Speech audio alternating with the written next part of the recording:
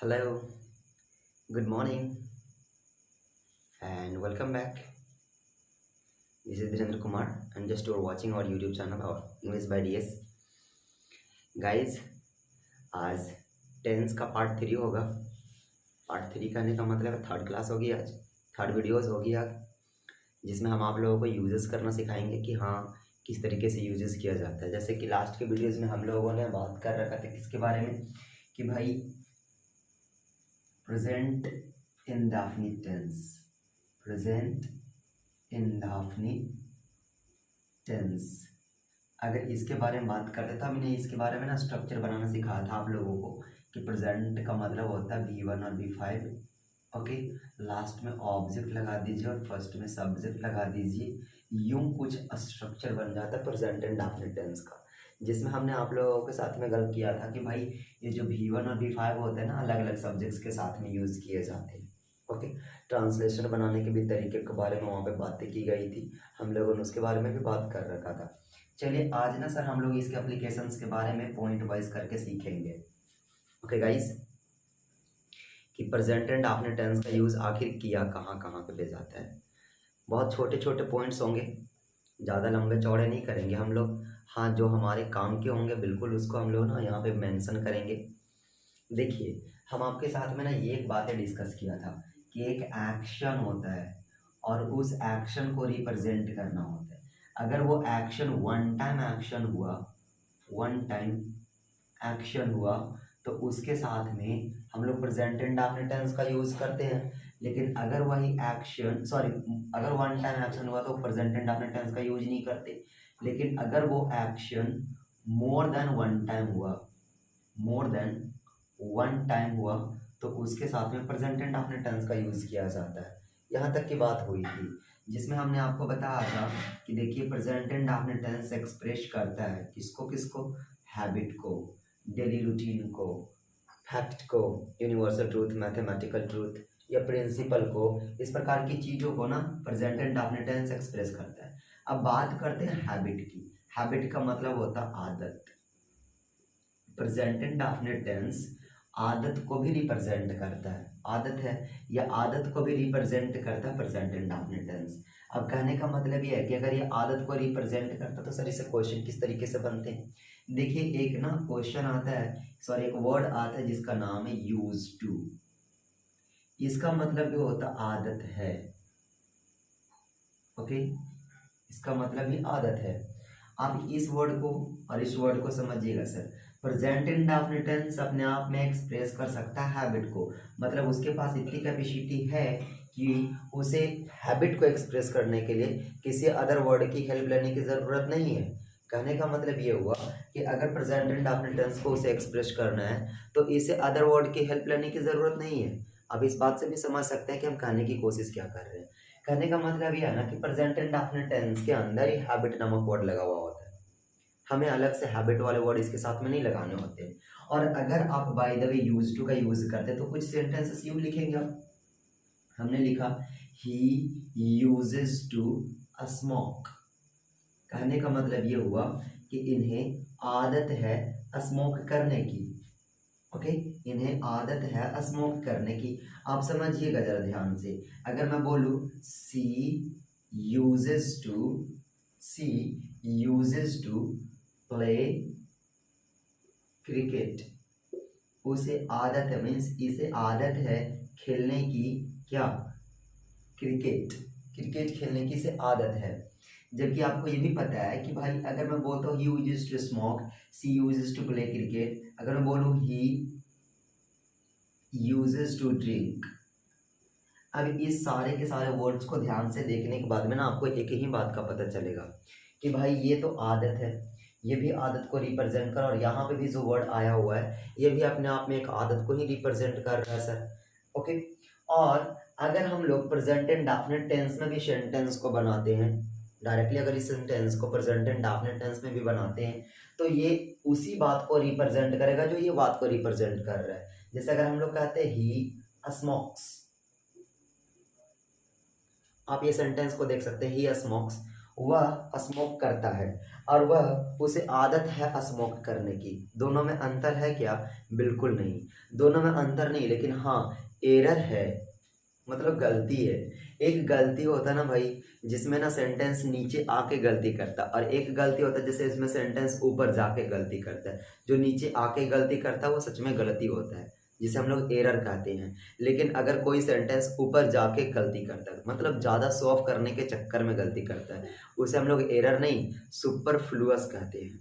Okay, superfluous याद रखिएगा sir. तो यहाँ पे आप देखिए ये सेंटेंस उसी बात को रिप्रेजेंट कर रहा है जो इस स्टेटमेंट के द्वारा रिप्रेजेंट करवाया गया है। ही स्मोक्स उसी बात को रिप्रेजेंट करता है जो ये वाला पूरा का पूरा स्टेटमेंट रिप्रेजेंट कर रहा है सर। दूसरा, अगर हम लोग यहाँ पे लिखते हैं किसी यूजेस टू प्ले क्रिकेट, तो इस बात को ऐसे भी तो लिखा जा सकता है सी प्लेज क्रिकेट, मतलब उसे क्रिकेट खेलने की आदत है। और वैसे भी स्मोक करना एक आदत को ही तो रिप्रेजेंट करता है, खेलना एक आदत को ही तो रिप्रेजेंट करता है। यूजेस टू ड्रिंक, आप इसी बात को ऐसे भी लिख सकते हैं ही ड्रिंक्स। अब देखिए कि जब यही वाला बात को ये रिप्रेजेंट करता है तो फिर हमें यूज टू लगाने की क्या जरूरत है? समझिएगा जरा बात को कि सर अगर यही वाला बात को यहाँ पे रिप्रेजेंट ऐसे किया जा सकता है तो फिर हमें यहाँ पे यूज टू लगाने की जरूरत ही क्या है? हमें तो यहाँ पे बिल्कुल भी यूज नहीं करना चाहिए था।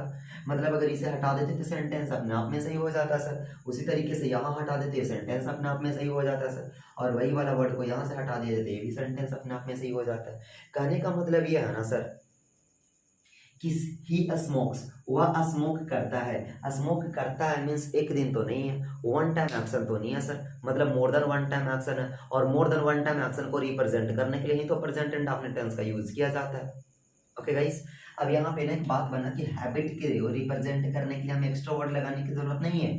जबकि अगर सेंटेंस प्रेजेंट इंडेफिनिट टेंस में ट्रांसलेट कर दिए जाते हैं तो वो अपने आप ही खुद ही हैबिट को रिप्रेजेंट कर देता है, हमें अलग से रिप्रेजेंट करवाने की जरूरत नहीं होती है। अगर यूज टू आप प्रेजेंट इंडेफिनिट टेंस में लगाते हैं यानी कि यूज करते हैं, सेंटेंस यूं ही गलत हो जाता है। अगला बात करते हैं सर डेली रूटीन की। अगर डेली रूटीन की बात करते हैं तो ये डेली डेली होने वाला होगा। जैसे मैं बोला I get up at 4 o'clock। अब यहाँ पे समझने की कोशिश कीजिएगा कि अगर जो लिख रहा है कि I get up at 4 o'clock, मैं 4 बजे उठता हूँ, तो भाई ऐसा थोड़ी ना कि एक दिन उठता है 4 बजे अगले दिन 10 बजे उठता है, ऐसा तो ना है सर। आप ऐसे भी तो ना बोल सकते हो ना कि भाई मेरे आज उठा है 6 बजे कल उठेगा 12 बजे, ये डेली रूटीन थोड़ी ना हुआ सर। अगर उसी तरीके से बोलते हैं कि he goes to a school, he goes to a school, अगर स्कूल जाता तो स्कूल जाना भी एक डेली रूटीन को रिप्रेजेंट करता है। जाहिर सी बात है कि आज भी गया है, कल भी जाएगा, परसों भी जाएगा, कल भी गया था। ओके, तो ये जो डेली डेली का जो एक्शन है ये डेली रूटीन को रिप्रेजेंट करता है सर। अब देखिए डेली रूटीन को रिप्रेजेंट करने के लिए हमें एक्स्ट्रा कोई वर्ड लगाने की जरूरत हुई क्या? बिल्कुल नहीं सर। तो सिंपल सी बात है कि अगर आप डेली रूटीन को भी रिप्रेजेंट करते हैं तो आप प्रेजेंट इंडेफिनिट टेंस के द्वारा रिप्रेजेंट कर सकते हैं सर। अगर आप इस वर्ड में फैक्ट का भी यूज करते हैं या यूनिवर्सल ट्रूथ का भी यूज करते हैं तो आप इस सेंटेंस के द्वारा बना सकते हैं। जैसे मैं बोलूं the sun rises in the east. अब देखिए तो जरा कि अगर हम बोलते हैं कि सूरज उगता है हमेशा कहाँ, तो पश्चिम पूरब में, ईस्ट। ईस्ट का मतलब होता है पूरब। अब अगर वो पूरब में उगता है तो ऐसा तो नहीं है कि आज वो पूरब में उग रहा है और कल वो पश्चिम में नजर आएगा, ऐसा है क्या? ऐसा तो बिल्कुल नहीं हो सकता सर कि आज वो पूरब में उग रहा है और कल वो पश्चिम में उगते हुए नजर आएगा। आज हमें पूरब में नजर आया उगते हुए, कल हमें उत्तर में नजर आएगा, बिल्कुल नहीं सर। तो ये एक यूनिवर्सल ट्रूथ है, कभी झूठ नहीं कहा जा सकता, मतलब ये हमेशा के लिए सच है और ये हमेशा एक ही एक्शन को रिप्रेजेंट करता है। और वन टाइम एक्शन को रिप्रेजेंट करने वाला कभी नहीं होता प्रेजेंट इंडेफिनिट टेंस। और ये बार बार रिपीटेड एक्शन को ही रिप्रेजेंट करता है। रिपीटेड एक्शन हो गया हो, अनचेंजिंग एक्शन हो या रिअकरिंग एक्शन हो, more than one time action हो, इन सभी एक्शंस को रिप्रेजेंट करने के लिए हम लोग प्रेजेंट इंडेफिनिट टेंस का ही तो यूज करते हैं सर। यहाँ तक की बातें शायद समझ में आई होगी आप लोगों को। अगर बात करते हैं मैथमेटिकल ट्रूथ की बात करें अगर, तो देखिए आप यूँ भी कह सकते हैं कि जो मैथ ने कहा है वो सही है। जैसे हम लोग ना एक बात जानते हैं कि 2 और 2 4 होते हैं। अब 2 और 2 4 होते हैं तो ऐसा तो नहीं है कि 2 और 2 4 आज होते हैं, कल नहीं होते थे और कल नहीं होंगे, ऐसा तो बिल्कुल गलत है। तो मैथमेटिकल ट्रुथ का मतलब ये होता है कि कल भी सही था, आज भी सही है और ये कल भी सही होगा। ओके, ये कल भी सही था, आज भी सही है और ये कल भी सही होगा। That's is mathematical truth. जैसे हम लोग बोलते हैं ना कि 2 एंड 2 इज 4, 2 और 2 4 होते हैं।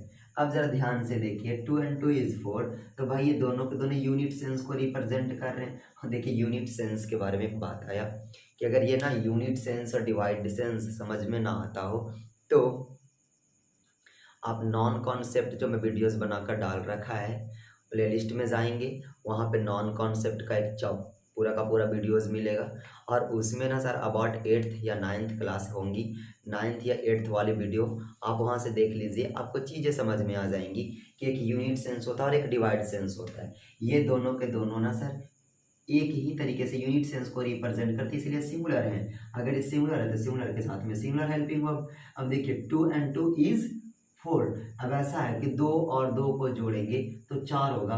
कभी ऐसा तो ना सुना है कि 2 और 2 को जोड़ने से 5 भी होता है सर, 2 और 2 को जोड़ने से 6 भी होता है सर, 2 और 2 को जोड़ने से 3 भी हो जाता है सर। ये पॉसिबल नहीं है, मैथमेटिकल ट्रूथ है। आज भी सही है, कल भी सही था और कल भी सही होगा। तो इन सभी चीज़ों को रिप्रेजेंट करना भी एक प्रकार का क्या है सर, प्रिंसिपल ही तो है, एक प्रकार का सिद्धांत के अकॉर्डिंग ही तो चल रहे हैं।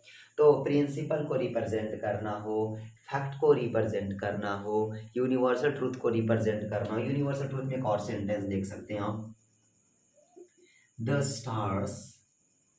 Stars always shines in the sky. कहने का मतलब ये है कि तारे हमेशा आकाश में चमकते हैं। अब जरा समझिए कि साइंस इन द स्काई, कभी धरती पे चमकते हुए देखे हैं क्या? नहीं, ऐसा पॉसिबल है कि ये तारे कभी धरती पे चमकते हुए नजर आ जाएं, या ये सूरज कभी धरती पे पिघलते मतलब जलता हुआ नजर आ जाए, या धरती कभी चमकते हुए नजर आ जाए, ऐसा कभी नहीं हो सकता। तो ये भी एक प्रकार का फैक्ट है, एक प्रकार का यूनिवर्सल ट्रूथ है और ये कभी झूठ नहीं कहा जा सकता। मतलब इसके बारे में ना सर कभी गलत नहीं कहा जा सकता कि कभी ना धरती से भी निकलते हैं चमकते हुए। ये तो बिल्कुल सरासर बदतमीजी हुई ना भाई कि the stars always shines in the sky, ये हमेशा आकाश में ही चमकते हैं। गाइस किसी टेक्निकल फॉल्ट की वजह से वीडियोस को यहीं पे पॉज किया जाता है, बाद बाकी इसके आगे का वीडियोस कल अपलोड ज़रूर कर दूंगा। Thank you for watching guys.